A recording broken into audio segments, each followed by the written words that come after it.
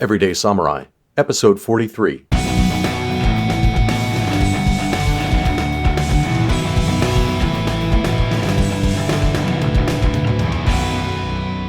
Greetings, friends, and welcome to Everyday Samurai, in service to your liberty and the security of a free state. How are you? Thank you for joining us, and thank you for being here for another exploration of principles using the dual path of scholarly and martial arts. That is, we study the science of political economy and samurai-related martial arts to understand our place in the world, as well as how society functions to create more security and prosperity in our lives, and also be a net contributor to the lives of those we care about and society at large. Right now, the world is engaged in a lockdown due to the coronavirus pandemic. So many people are inside. And I found it appropriate then to take some time to focus internally, to look at posture, how we carry ourselves. I had a conversation with a colleague and former student that outlined some of the things that I've been thinking about when it comes to improving our posture and how we can do that more consciously and deliberately so that we can then bring our highest faculties online, making good use of our time and improving our awareness as well as our physical readiness to bring about better effects in all areas of our lives. But it all begins with posture, and I'm sure you'll get a lot out of it. But as this is also a time where many people are stuck indoors, one of the best ways that they can also improve their posture and make good use of their time is by adopting a fitness program. And one that specifically improves your posture is the Primal Stress Program. This involves joint mobility, body weight exercises, and a yoga cool down that you can do anywhere and get done in about 45 to 50 minutes. Everybody's got that kind of time, especially right now. How about you? Now is not the time for excuse making. Now is the time for action, positive action. And the Primal Stress Program is unique in the sense that it is specifically oriented on helping you release stress-adapted postures that accumulate over time through bad habits and particularly through stress. Everyone deals with stress in life, but the question is, how well do you deal with stress? How can you adapt to it? How can you transform it into something positive that you can make use of? That's the issue. We want to become masterful at transforming distress into eustress or useful stress. And you'll understand a little bit more about why this is important as we get into the podcast episode. So I would implore you to at least take a look at the Primal Stress Program by going to everydaysamurai.life/primal. That's everydaysamurai.life/primal. All right, let's get into the show.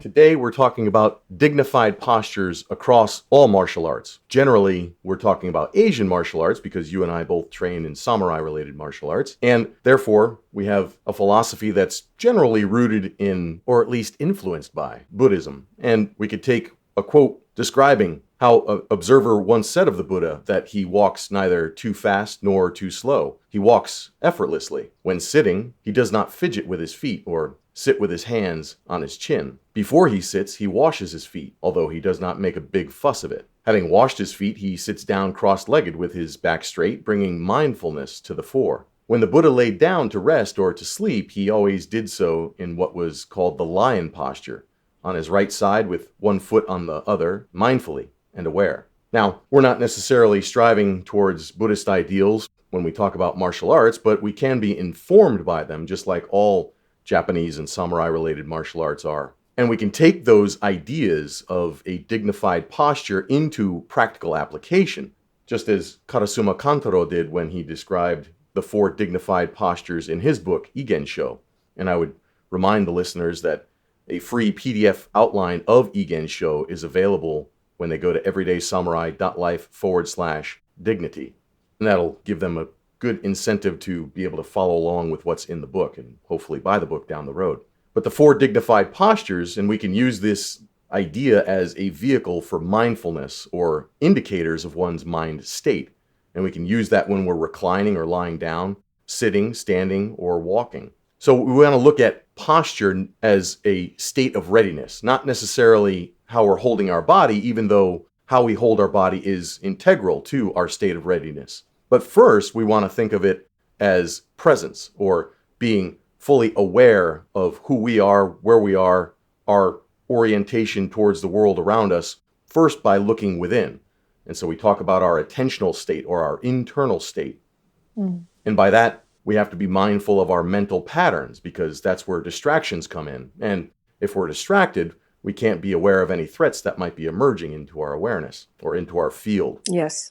And one of the things that having a presence of mind offers is that we're able to notice when we're in pain or when we're in discomfort. A lot of this will come up as emotional baggage or memories from the past, and that also brings pain or discomfort. And it's indicative also of some of the mental stress that is weighing down on our ability to stand up straight. I just did a podcast with James Williams Sensei of Nami Ryu Aiki Heiho, where he talks about posture as being afflicted by fear or anger or the past traumas that might be weighing down on us emotionally.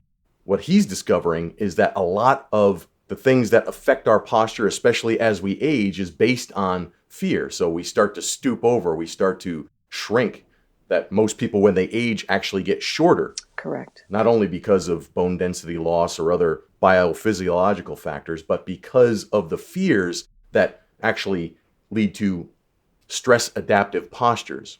So we want to be aware of these things so that we can release them, and then we can then become emotionally content, that we can be aware of where we are and be free of any mental afflictions.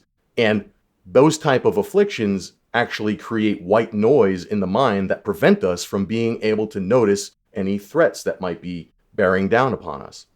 So our presence of mind is one of the most important things that we take into the martial arts.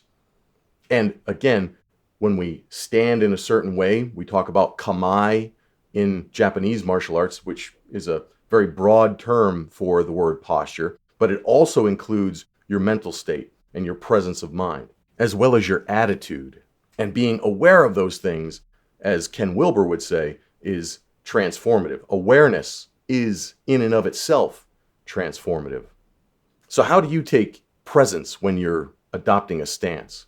I think it's a matter of going through that mental scan. I used to say frequently that you have a mental checklist of what a proper stance looks like, and you go through that. Are my feet in the proper position? Am I sufficiently bending my knees? Am I holding my head up straight? In Aikido and other samurai-related martial arts, we say that the spine is the sword of the body. And even though the spine does not need to be vertical, it must be straight. Or at least relatively speaking, we recognize that there's a natural curvature to the spine. So we don't necessarily strive for having the spine directly vertical, pointing straight up towards the sky. We can have it inclined on an angle as the situation requires, but we just don't want it to be bent in an unnatural way. And that's particularly true when we're out and about in the world. We want to get into the habit of always noticing our spinal alignment. Is our spine at least over our hips, or our hips over our knees, and our knees over our ankles? And these are one of the mental patterns of checklists that you can go through to make sure that you're aligning your body, putting the bones in the right order so that they're mutually reinforcing each other. And I borrow that from my time in the military, focusing on precision shooting or being a sniper, that we want to support the rifle with the skeleton. We want to create a lattice work, just like you build a scaffold on a building that you're refurbishing or even building in the initial stage. You want to do the same thing. You want to build that lattice work, that scaffold, using your bones to support the rifle so that you don't need to use muscular strength to hold it in the right position. And then also taking from marksmanship of every kind is that you want to find where your natural point of aim is, so that you close your eyes, you exhale a few times, and notice where the sights of the rifle or the pistol are when you're not even putting any effort into it. You want to actually adjust your natural point of aim so that it can be effortless to hold the firearm on target. This is the same thing that we want to do when we're training in the martial arts. We want to have our bones to be a lattice work, a support structure, so that we have effortless movement, effortless presence, and effortless awareness. And then from there, we take it into a situational awareness of those things around us. And for that, we always fall back on the color codes. Everybody seems to have adopted them. There are a number of varieties out there. However, I always go back to Jeff Cooper's color codes, and we can run through them very quickly. White is when you're oblivious of your surroundings, that you're not paying attention at all. You're totally internally focused or just unaware completely. And then condition yellow is that you're aware and actively scanning. You're prepared, but there's nothing necessarily giving you a heightened sense of threat or anything that you need to pay attention to. And that's how we should strive to live our lives when we're outside in the world. We should always be in condition yellow. There is a time for being oblivious in condition white, and that's when you're resting, when you have done all your security protocols and that you feel that you're in a place where you can take rest. That's the time for condition white. And of course, you want to be able to rely on others. You can go to a place where you feel secure, knowing that someone else is providing security for you. That's fine.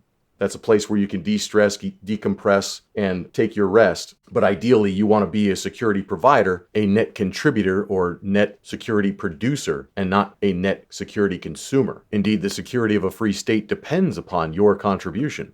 That means living life in condition yellow, aware, actively scanning, and prepared. And then when you notice that a threat or a potential threat is within your field of awareness, you move into condition orange. So you've detected a potential threat, and then you become ready. You start identifying alternative courses of action, recognizing what you have available to you.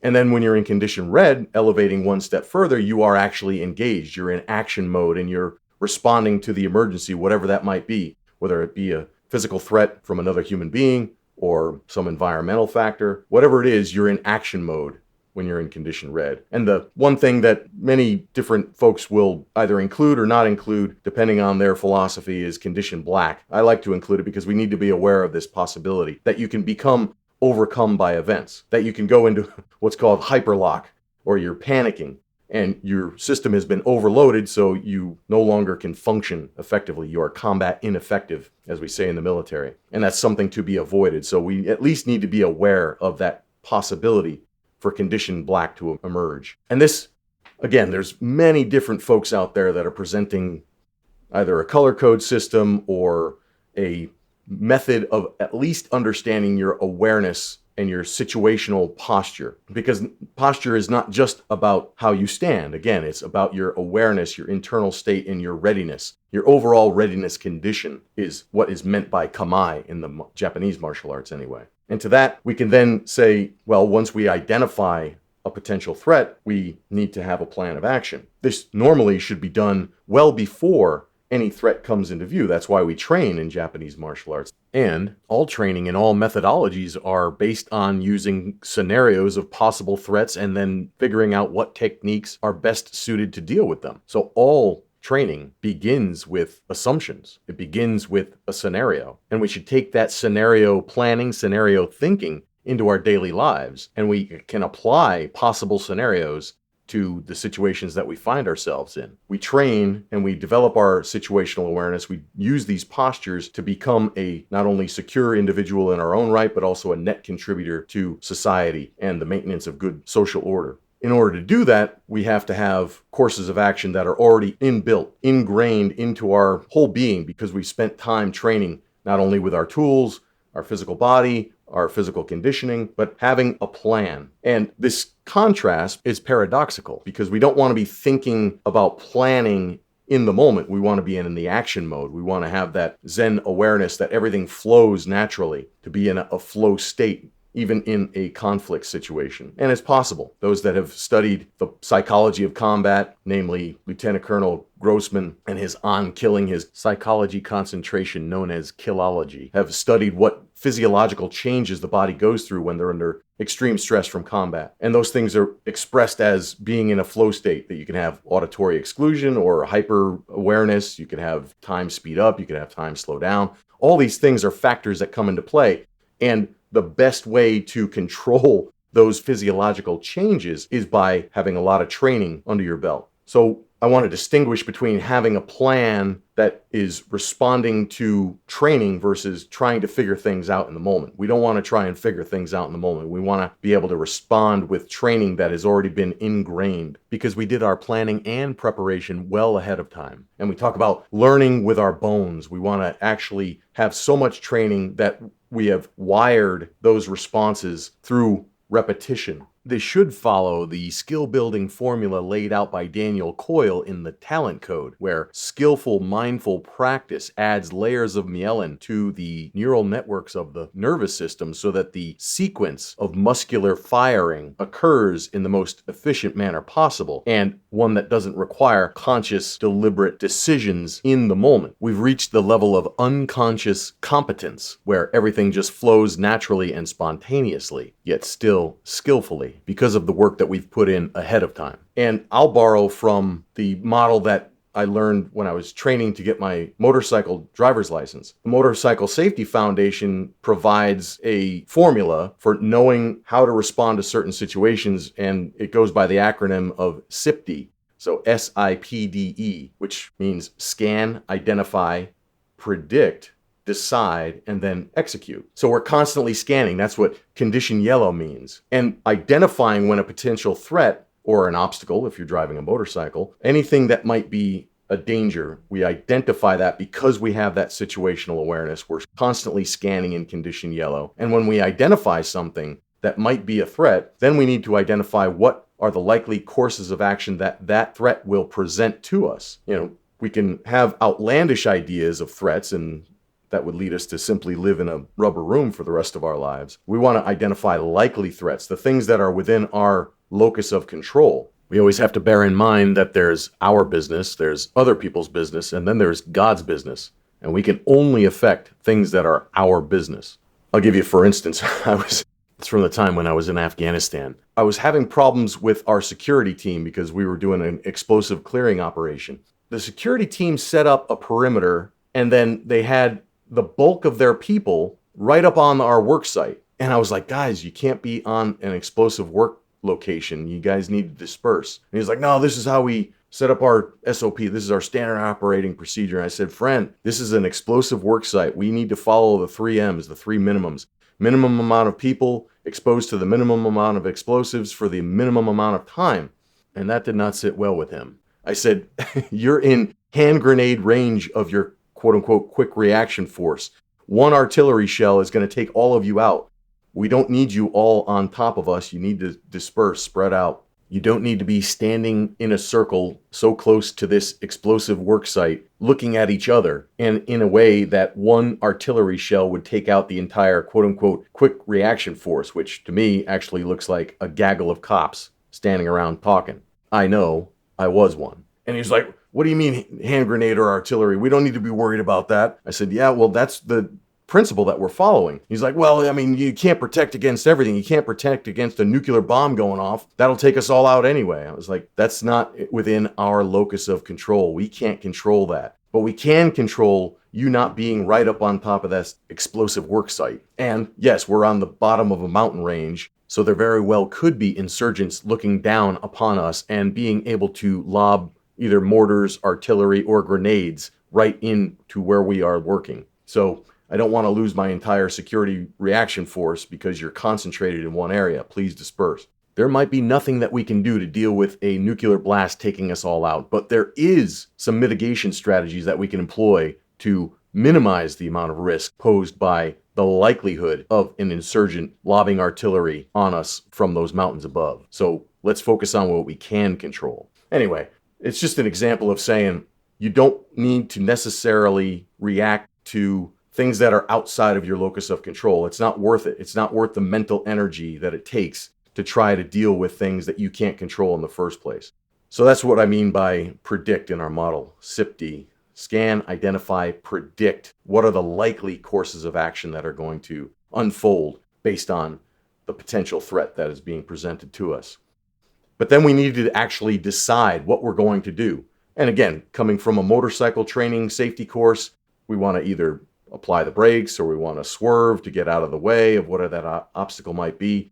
But we want to decide in terms of physical threats, what is good for us. And normally we follow the fight, flight, posture, or submit, as Colonel Grossman would say. Is it better to engage? Is it better to disengage? Is it better to negotiate? All those things are a constant calculus that you're making as an individual, and preferably if you're well trained as a unit, if you're with other people, but to be able to have those plans in place and decide what are the relative factors that lead you to then make that decision and then execute, follow through on the plan, move forward with it, see it into its conclusion, and then adjust on the fly, because this is not necessarily something that you do once. SIPTE is a process that you can do constantly because situations are always unfolding. All things are impermanent, that new situations are constantly emerging, and therefore the process starts over again. So you scan, you identify, you predict, you decide, you execute, and then you start scanning again. And interestingly enough, I learned this process through the Motorcycle Safety Foundation, but it's also included in Carol Shiflett's book on key Aikido exercises.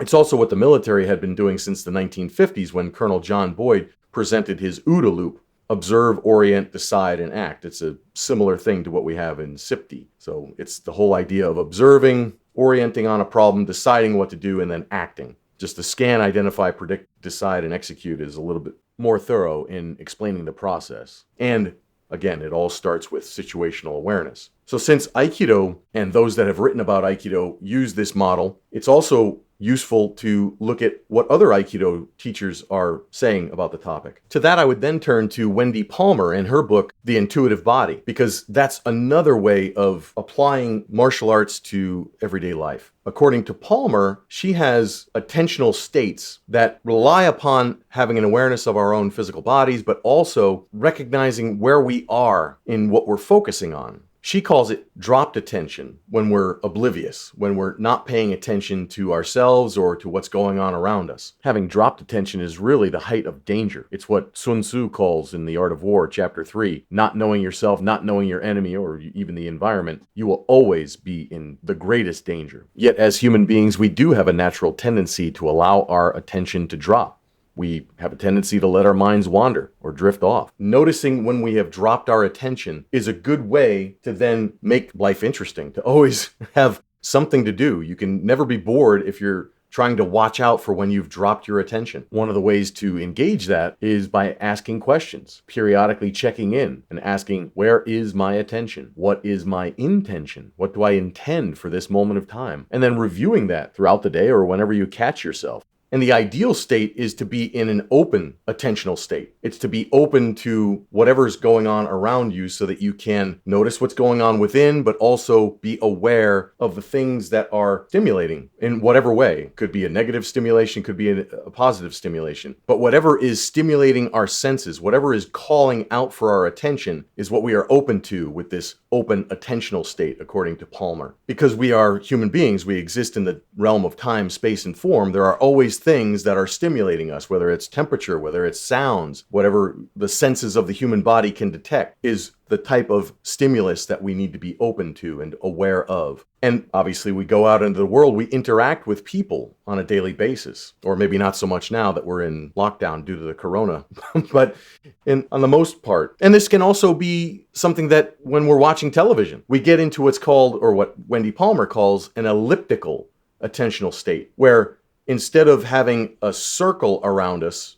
for the awareness, we have what would be more egg-shaped, where our attention and our awareness is elongated in a certain direction. And this is an indication of being overextended, that we're paying too much attention to one thing, and therefore we become oblivious to other things that might be important. Now, there are probably 10,000 or more bits of information coming to us at any one particular moment in time. We learn this from neuro-linguistic programming. So we always, by necessity, as human beings, our limited human faculties can only process about 5 to 7 bits of information at any one given amount of time. So we always apply filters and meta-programs that help us to drill down to those things that we are actually able to pay attention to. And sometimes, and most people, are applying these filters unconsciously. We are not aware of what our filters are. And it's for this reason that a lot of times people follow certain behavioral patterns that may or may not be skillful, that may or may not be helping people go in the direction of their goals and creating a successful life, because they've got these meta programs running in the backgrounds of their minds, and they do not deliberately set their intention to focus in certain ways.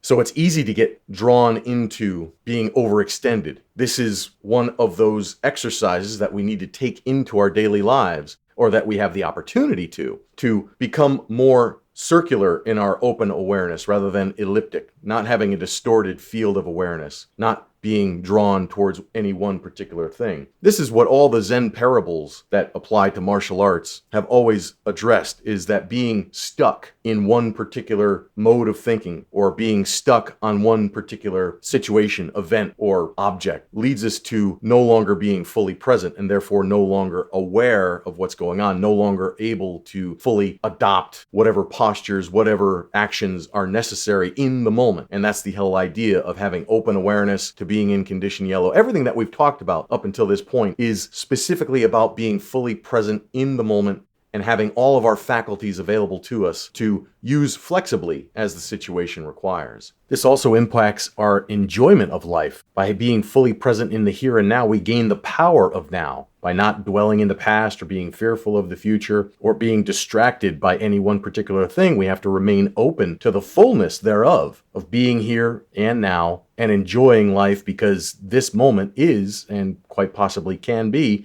the only thing we have. This concept harkens back to a Zen koan that illustrates the point quite beautifully, about the two monks that are walking along the road and they come upon a woman who is dressed in her finery and she doesn't want to cross over a stream because she doesn't want to get her clothes dirty. So the one monk just picks her up, walks across the stream getting his feet dirty, and then puts her down as soon as they get to the other side.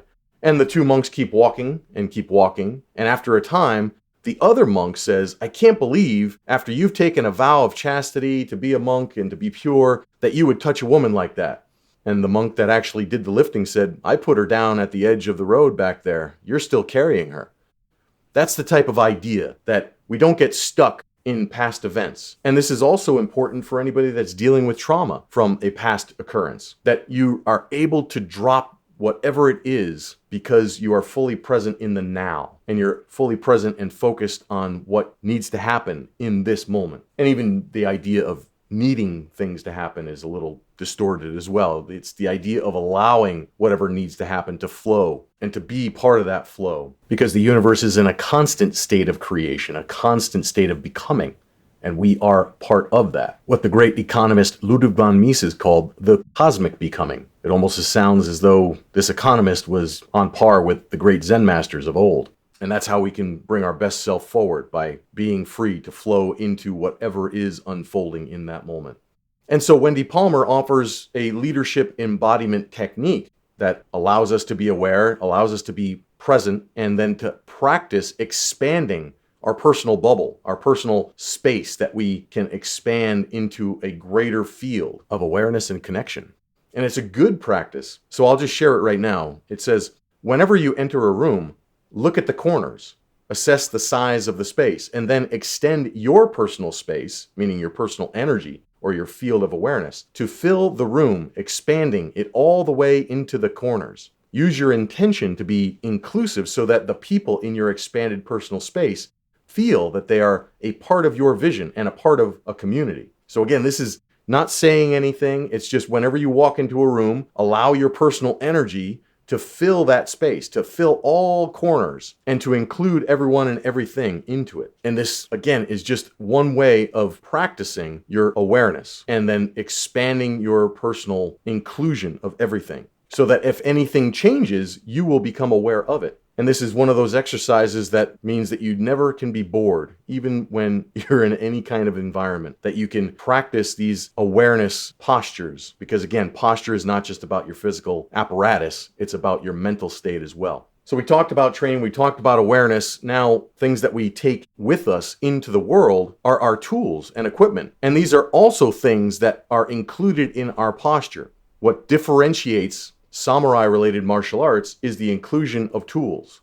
That human beings, going all the way back to when Cain and Abel had their dust up, human beings pick up rocks. They fashion tools out of the natural environment so that they can become more combat effective. The samurai insisted upon elevating the craft of edged weapons to its highest pinnacle. And that's why the katana is such a beautiful weapon to behold, but it's also highly effective. The presence of tools is what offers a clear indication to delineate between actual combat from fighting sports. When it's a martial art, Mars being the god of war, where breaking things and killing people is the order of the day, you will find tools. When it's empty-handed, or the absence of tools, you can identify that as a fighting sport, more about satisfying the ego and posturing than anything else. And thankfully, in today's day and age, we don't live in such a violent time, but personal security depends upon tools. We don't have claws, we don't have fangs, we don't have fur, we don't have thick, leathery skin. We need to compensate for that. Thankfully, we have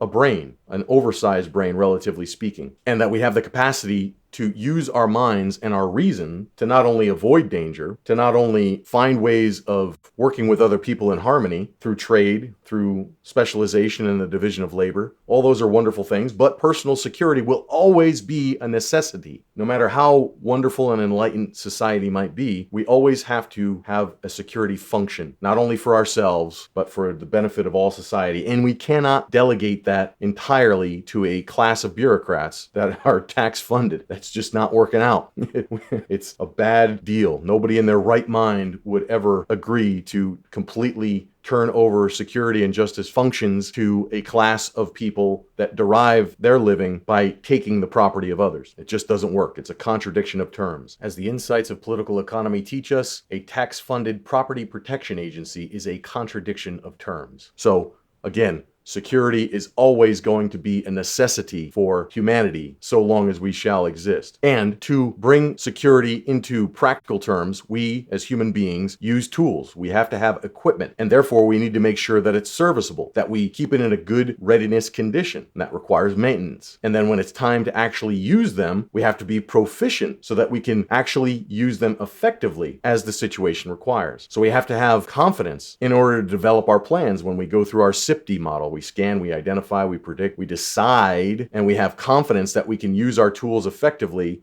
That goes into our decision calculus. And then we execute. We follow through on what we plan to do because we've trained, because we know how our equipment works. So again, we have to incorporate our tools and equipment into our posture. That's all part of our ability to maintain dignity by way of our posture. But then one of the most important things then is our willingness. When we get to that E section of the SIPD model, we scan, identify, predict, decide, execute. When we execute whatever that course of action might be, we have to be willing to engage. We have to negotiate whatever the problem might be. And it might be a human threat. It might be an environmental danger. It might be exploiting an opportunity. It might be making a phone call to meet someone that you're interested in or to develop a sales lead. It might be knocking on the door to a dojo, even though you might hear that it's severe, but you're interested in training there. So you have to be willing to actually go through the door. You have to be able to make contact, and that might require overcoming some internal resistance. Again, we go back to fear and how fear impacts the body. Well, it also impacts a lot of what we want to do in life. And so many opportunities don't get taken because people are so fearful. And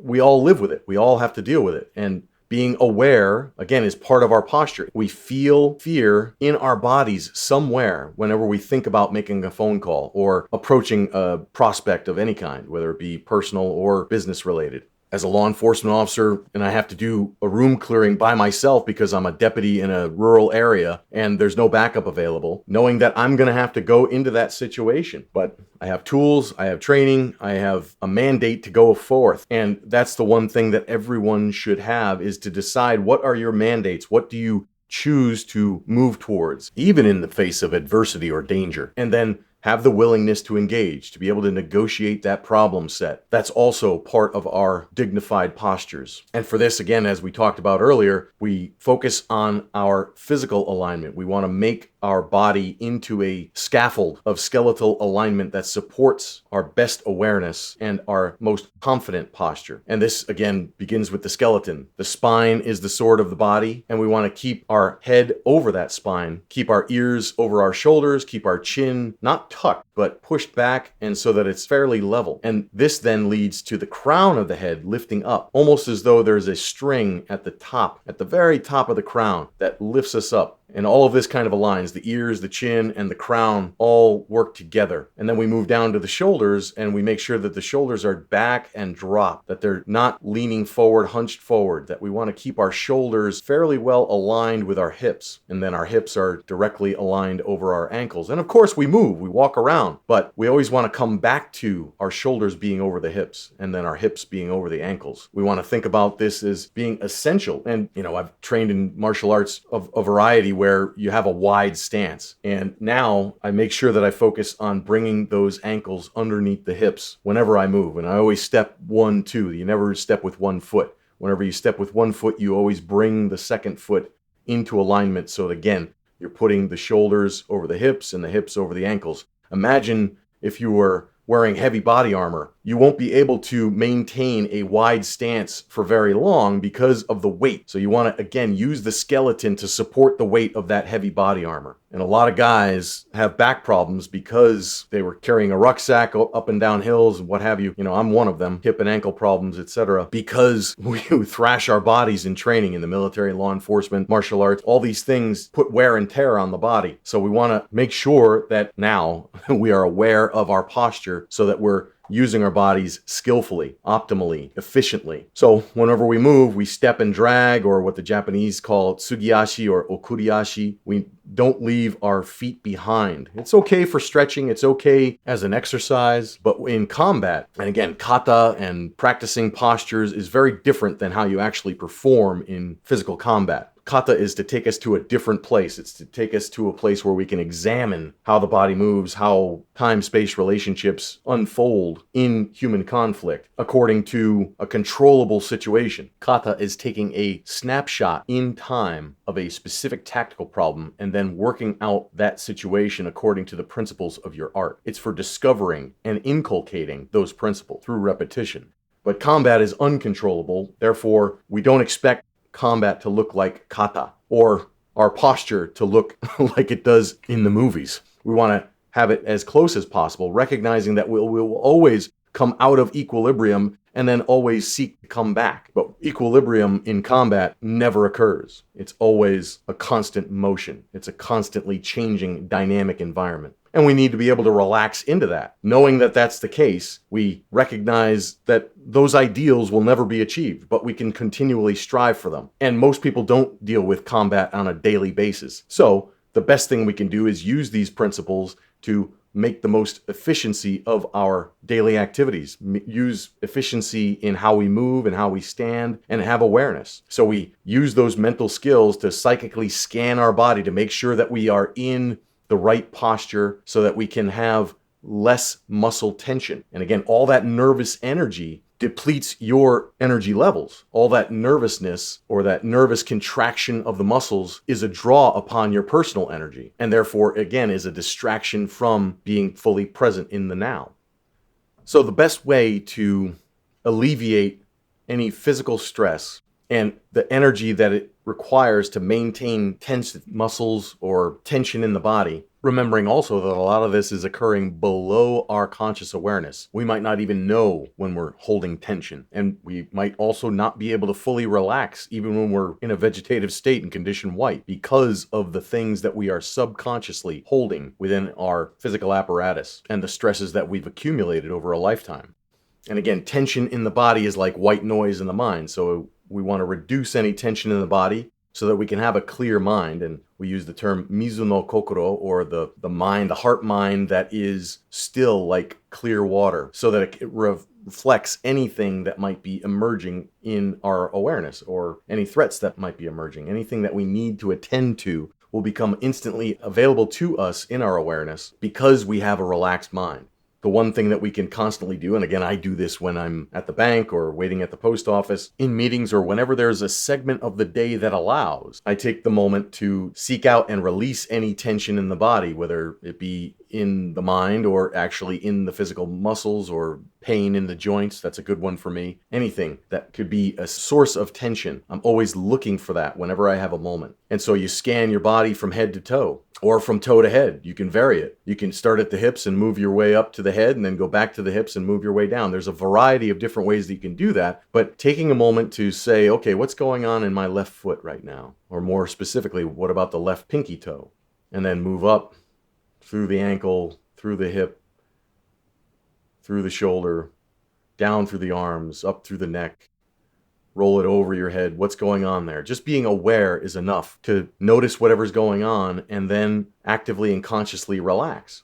And then we can move into the tools that are available from the branch of Aikido founded by Koichi Tohei sensei. And his key principles, his energy awareness principles, starts with relax completely. Well, how do you do that? You do that by taking a mental or psychic scan of the body, making sure that those skeletal alignment principles that we talked about earlier are in effect. And then drawing on this belief in energy centers within the body, Tohei sensei advises to keep one point, which is the lower tanden, or the seika tanden, or the oheso, your navel. But it's the one point where energy concentrates, either at the navel or about 2 inches below it. And it's very palpable. You can become aware of your one point very easily when you relax and just kind of put your mental awareness there. Key principles teachers will often advise students new to this material to take 2 fingertips width below the navel and touch their abdomen to get a feeling for where this tanden is located. And once you place your fingertips and say, this is my one point, you'll feel it and it will always be available. And your awareness of it will deepen over time with practice.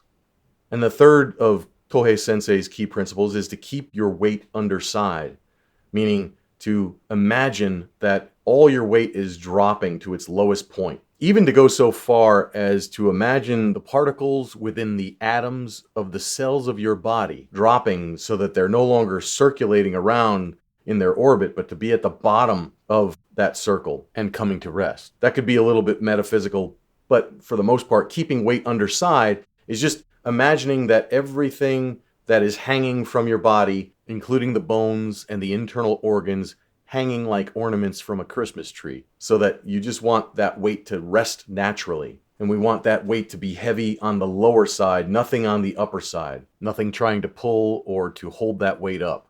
And again, most people have tension in their shoulders, so having the idea that our shoulders are hanging down and there's a weight drawing them down is very instrumental in helping to release any tension or any energy draws from holding your body in an unnatural posture.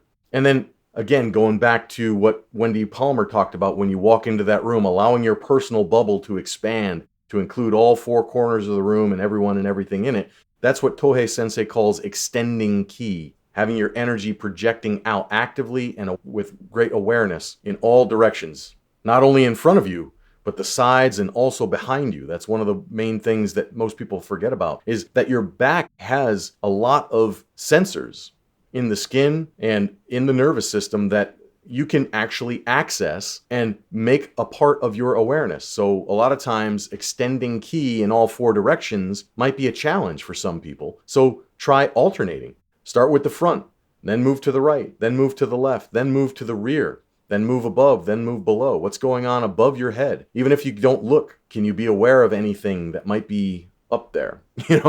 When I was in the infantry, I had a platoon sergeant that I was working with, not my platoon sergeant, but a guy that I was working with that told me about a natural tendency, especially when soldiers are wearing helmets and they've got a rucksack on, they tend to look down when they patrol, and that normally they don't look up unless they stop, which is another principle for effective tactical patrolling, is to stop and look, listen, and smell, or SILS, as the acronym goes. But he would always place his ambushes by putting his guys up in trees, because most soldiers, when they're on patrol, tend to look down. And I think he's right. You have to actually tell yourself to look up, to constantly look up. And it's a skill. And patrolling is ultimate awareness in the infantry. It's all small unit tactics rely upon patrolling and the ability to focus through the exhaustion and to deliberately look where you need to is something that every warrior needs to be aware of, is that there's a natural tendency to follow these lines of drift that lead to ambushes. So, just an anecdote from my experience. Look up, be aware of what's going on above you. Even though you might not expect a threat to come from above, chances are it's a good practice to always have that awareness. And we want to do that as part of our extending key exercises, or Wendy Palmer's attention opening practice. And one of the best ways to do all of this is through breathing. And I have a video that I'll put in the show notes about tactical breathing. And there's a variety of different ways to do tactical breathing, but it's been adopted to modern martial artists, law enforcement, military. Some of the best units in the world prescribe tactical breathing using 4-second boxes. And again, Colonel Dave Grossman is another one that is a big proponent of using this tactical awareness through breathing, because it not only brings you back into the present moment and aware, but it also physically reduces any stress that you might be feeling in the moment. And it also allows you to relax. So physical relaxation, personal awareness, and then you're upping your energy because you're getting rid of the byproducts of metabolism, but you're also taking in new nutrients and oxygen to bring nutrition to the cells and to get rid of anything that no longer serves. So basic tactical breathing uses 4 seconds on each side of a box. And they advise to inhale for 4 seconds, hold for 4 seconds, exhale for 4 seconds, and then hold again for 4 seconds. I take a derivation on that. I modify that ratio in line with what Taisen Deshimaru, the Zen master that spent a lot of time in the West teaching, is to focus on a full and complete exhale and allow the inhale to take care of itself.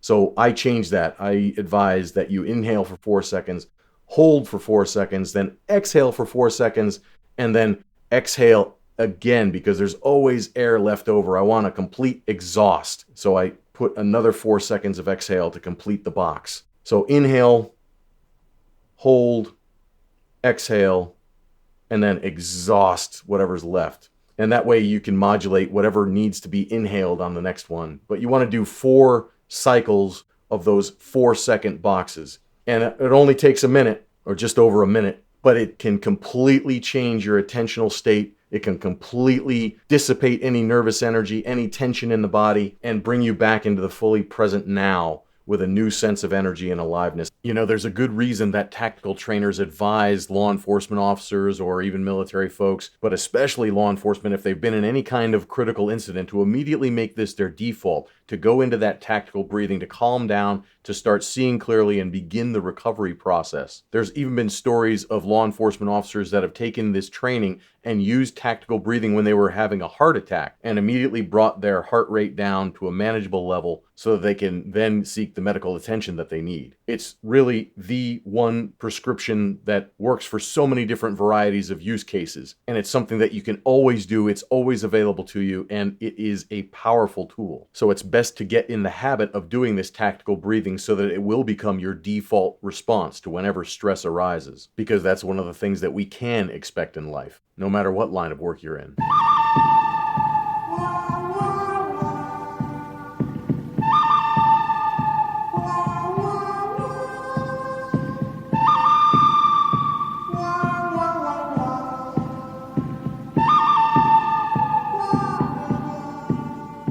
Friends, we hope you've enjoyed this episode of Everyday Samurai and look forward to seeing you next time.